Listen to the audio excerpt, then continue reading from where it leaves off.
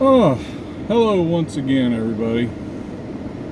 Uh, Welcome to Be the Ant Preparedness. Appreciate y'all joining us here. This video just wanted to talk for a minute.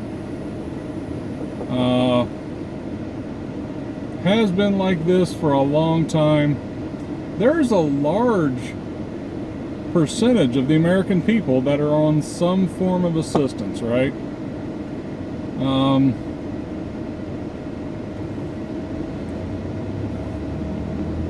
Sorry, traffic, apologize. Anyway, and I'm not saying that they shouldn't be, okay?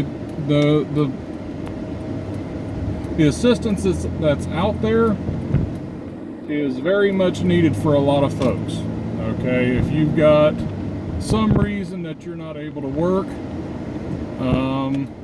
I get it, okay?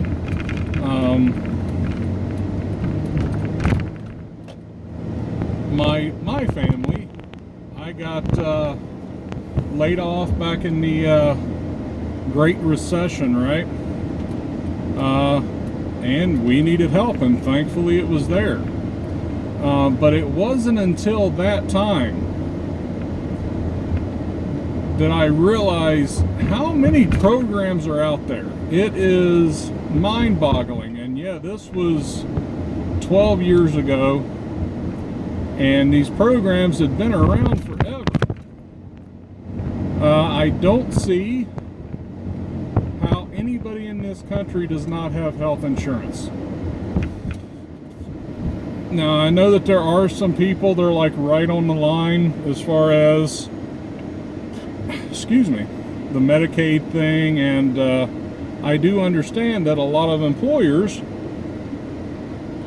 have the employees pay that. I get that. That job that I was laid off from back during the Great Recession, yeah, if I remember right, I think I was paying $270 a month for crappy health care. And I was only making, I don't know, 15 bucks an hour plus or minus. So yeah, that was a large chunk. But I got laid off, and all of a sudden, of course, they send you all this stuff. We qualify for this and this and this and this and this. We saw this coming. Okay, let me kind of back up. We know the layoffs were coming. On another video, I think I stated I made it actually to the 4th round of layoffs. At the 1st round of layoffs, the company cut all of our hours back and our hourly wages back. So those of us that were still around, yes, we had a job, but that paycheck was a whole lot lighter. But this is back, I said it in another video, where I remember in the paper, one of the school was hiring for a janitor, one janitor, and like 400 people filled out an application for it. So anyway, yeah, but we had health care for everybody, and that was dental and optical, and there was all these different assistants and all this other good stuff. I mean, it was crazy. The different amount of programs that are out there, and not strictly government funded. A lot of them are charitable organizations, things like that. But yeah, I didn't realize, but there is a program through the government that they will find you a job, or they will pay for you to go back to school. And I don't mean going back to school turning a wrench, I mean college, okay?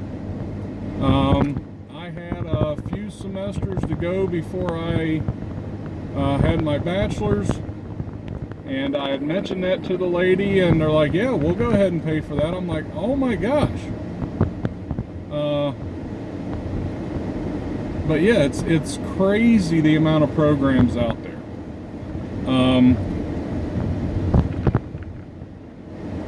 Programs like that I liked.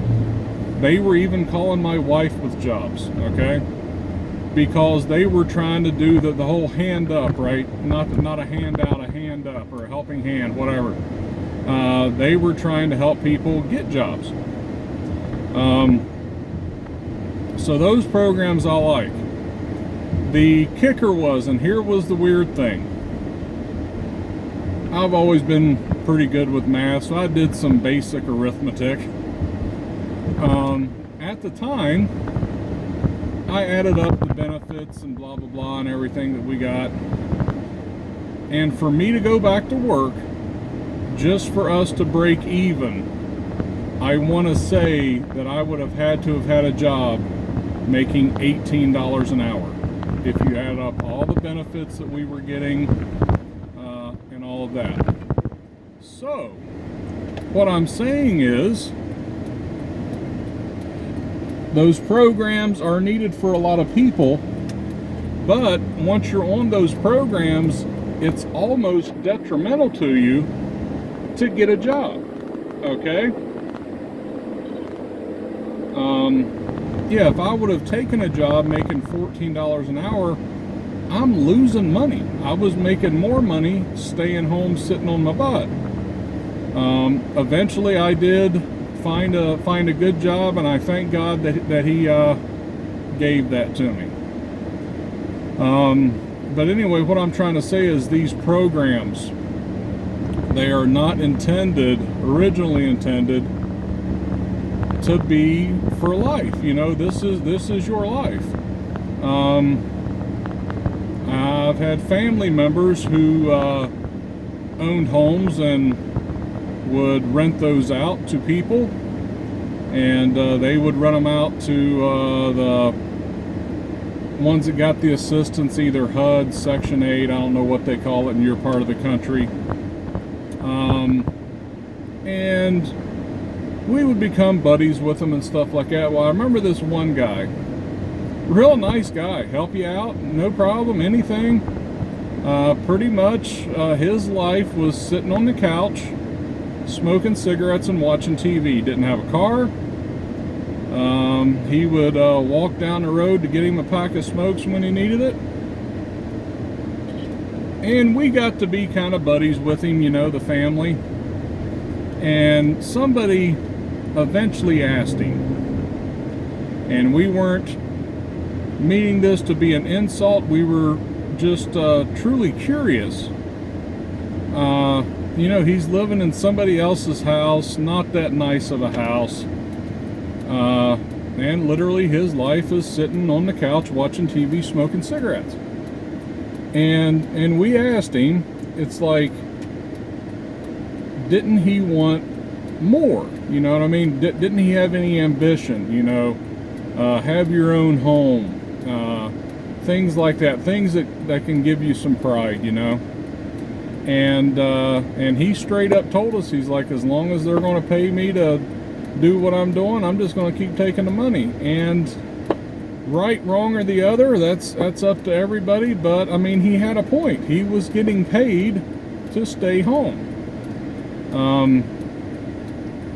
The welfare system in the country needs a massive overhaul. I'm not saying eliminate it. I'm not one of those guys that say that, because there are, like I said, truly people out there that need that help. They are either physically or mentally not able to work. It's still not the government's responsibility to take care of those people, but I can't fault the government for taking care of them. I don't like the fact that, what is it? I think I heard once that, I'm not even going to put a number on it. It was a large percentage of our GDP. Am I saying that right? A large portion of the money that the government takes in from taxes. There we go. I know that's right. I might not know the words, but I can do that. But a large percentage of the taxes taken in go to all these programs. And I've seen numerous people over the years, they don't need to be on these programs. And they can't say that, well, there's no jobs or there's no way for me to get any better. No, there's programs out there that literally pay for your schooling. I got the other job before I went to finish up my degree. There we go. But they were going to pay my unemployment while they paid for my college. So it's like, what in the world? So for people that are able to work to say that, well, no, just can't, there's no jobs and there's no way, I'm not working at McDonald's. And I get that, okay? But still at the same time, there are tons of programs out there. And I want to tell these people, free yourself from being dependent on anybody or anything, okay? That's the whole thing. If you are solely dependent on the government for everything, they've got you. You're a slave. That's pretty much it. You're theirs, okay? You're not free. Yeah, you can come and go as you want and all that other stuff, but at the end of the day, whoever's footing the bill for you, they kind of own you, okay? So it's like, I just want to grab these people. It's like, wake up, go out there and do it yourself. You're able to do it yourself. Yeah, you might have to start off in some position you don't like. The trade that I'm currently in, I started off at a position making, I think it was $10 an hour, 10-hour days, on my feet the whole time. Every one of my fingers got band-aids on them because I'm all cut up all the time. But I was supporting my family. I was supporting myself. I was supporting my family. I wasn't reliant on a handout. Yes, I got a check from my employer, but I gave him a honest day's work and he gave me an honest day's wage. And it did take years for me to move up to where I'm at now. I'm making decent money.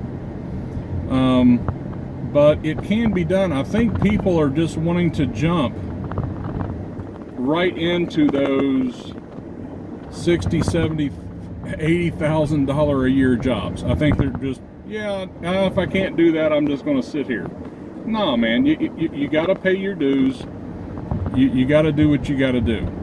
And like I said, there's tons of programs out there for that. The Bible talks about being a slave to your debtor, okay? And that's pretty much talking, if you owe somebody money, you're a slave to them. I didn't want to get into debt and credit and everything here too, but it kind of pertains. People like to live off that credit card or whatever it is, and you don't want to do that either. You know what? Let me cruise back. I got off on a tangent. I'm coming back. Don't worry. It's okay. Let's go back to the government assistance. But yeah, the people that just live off the government assistance, I wish they had that ambition. That's part of the problem in the country is those government programs, they make them hard to get off because those people can't go out and get the equivalent of that $18 an hour job. I don't even know what it equates to now. That was, 12 years ago. So now it's got to be up in the 20s, I'm guessing.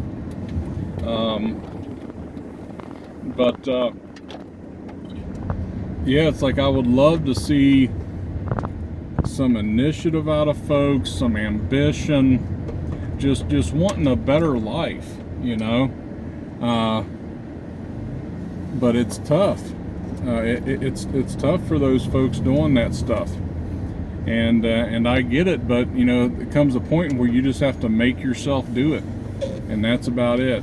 Oh, boys are out playing football. But anyway, I'll wrap it up here, guys. But now the government welfare system just needs an overhaul. Whatever that may be, I'm not saying I got all the answers. Stricter enforcement of things,